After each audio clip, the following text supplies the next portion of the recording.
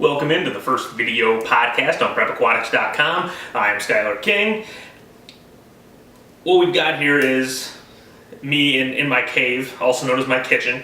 To start the show out, what I'll say is my idea for the future of the set here for the Prep Aquatics show is going to be this wall, which now you see a Sports Illustrated picture from the boys team at Evanston a few years ago.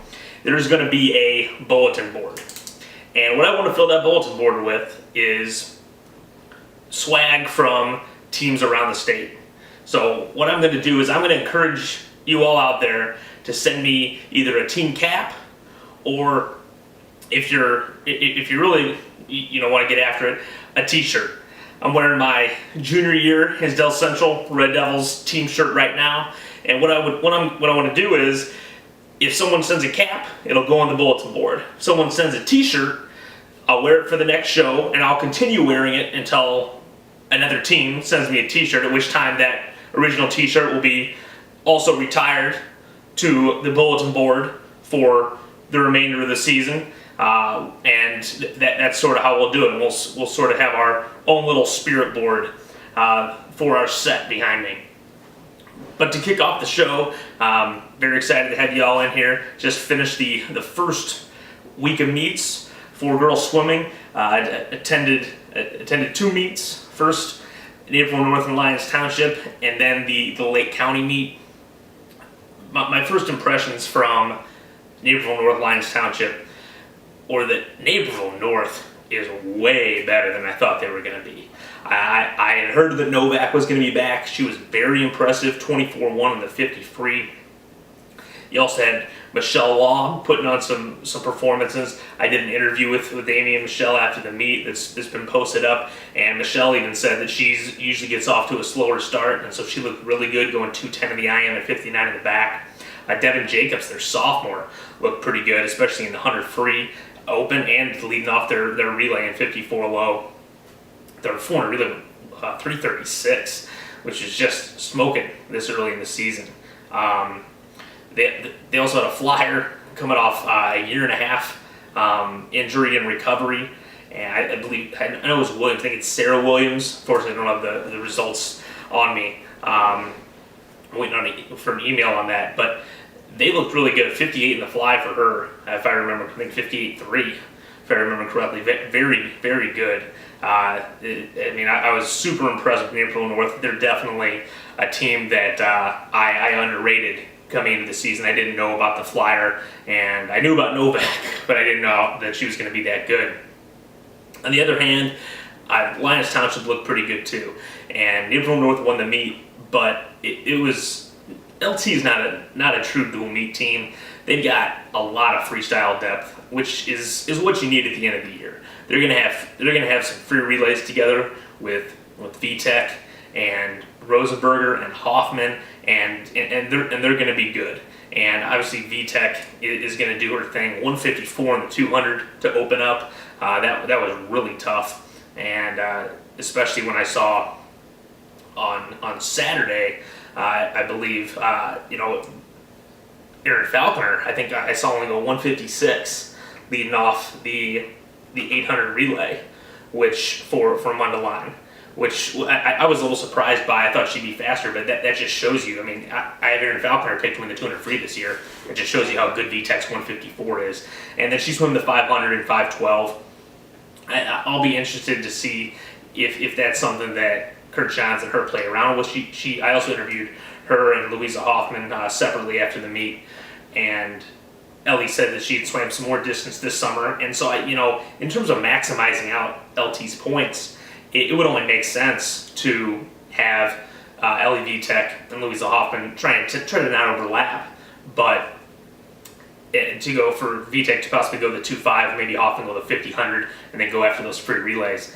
But at the end of the day, if Ellie VTech's not comfortable in the 500 and she's more comfortable in the 100 free, that's what they got to do, because at the end of the day, it's about maximizing your points at state. And if she's not comfortable in the 5 is not something you don't want to go through those 5 minutes of agony unless your mind's really and your heart's really set on it. So they looked really good. Hoffman 24 in the 50, second to Novak, and 54 in the 100. She tried to back half Devin Jacobs, but let her get a little too far out there. So both the LT studs looked good, and you know what? Rosenberger looked really good. She was having to swim some odd stroke, again, because they really don't have the depth, but 24/7, I think it was the lead off in the 200 relay, and 54/7 in the 400 relay. So all their freestylers in Lyons Township case look to be in top form early in the season, which is good. I think that's something that I'll be interested to see who looks really good early, because I tend to think that coming off Olympic years that teams will be a little more in shape and maybe swim a little faster early in the season, especially the girls. The guys, obviously, that could die off, and people could lose a little motivation in the fall in post Olympics. But with girls, you're basically coming right off the Olympics into the season, and that's something that I think is beneficial every 4 years. On Saturday, Lake County, the Scout Relays. Lake County is going to be at Lake Forest in a few weeks. First of all, and I tweeted this out, I don't, and it's nothing against Scout Relays, it's just against any meet like this. I don't like all the fancy sophomore events, and every class has their own event in the 100 and the 50 freestyle. I really don't know how the meet was scored. It wasn't typical championship scoring. I like the invites where people swim state events. I know it's nice early in the season maybe to keep things fresh and make sure no one gets burned out on swimming the same stuff every Saturday. But it's really hard, in my opinion, to get a feel for how good everyone's swimming. And there were a few things that, there was an 800 relay. You could see a lot of people swim at 200 free. And there was a 400 relay, and 50 frees. Nice showdown between Erin Falconer and Katie Wells in the 50 free head to head. Katie Wells 24-4 and Falconer 24-7. And Abigail Rosenberg, she's a sophomore to really look out for. 24-7-3 from a different heat. It wasn't a seeded meet, in the true sense, which is also what bugged me. It's just sort of a lane rotation as opposed to putting your seed times in and seeing the fastest against the fastest. But Abigail Rosenberg, especially in the fly, is someone to look out for. She really had a nice club season going from after a sophomore, or excuse me, after a freshman year, now into her sophomore year. So someone to look out for Glenbrook North going forward this season. No Olivia Smoliga for Glenbrook South. She's at Junior Pampax, where I was told, I haven't checked the results, but I was told she won the 100 backstroke. Not much of a shock there. We know she's one of the best in the world after what we saw at Olympic trials. But I think that, the one thing we did get to see is what people can sprint.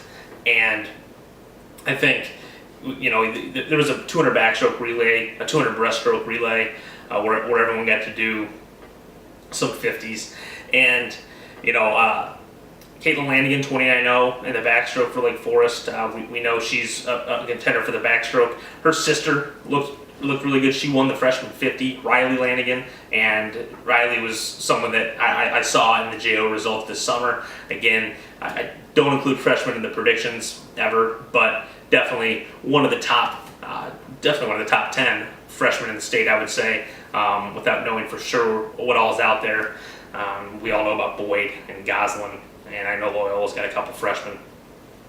But a couple of the more impressive swims were also, Katie Wells looked really good, 31-0 in the breaststroke, anchoring the Glenbrook South breaststroke relay, and then in the 400 relay for Frostshaw, 52-3, anchoring their relay. And so I think this is a big year for her, and she's the X factor for Glenbrook South to make a run at a trophy. And she didn't disappoint early. If she can perform like this throughout the season and then taper from that, I think that's what's going to make Glenbrook South a trophy team.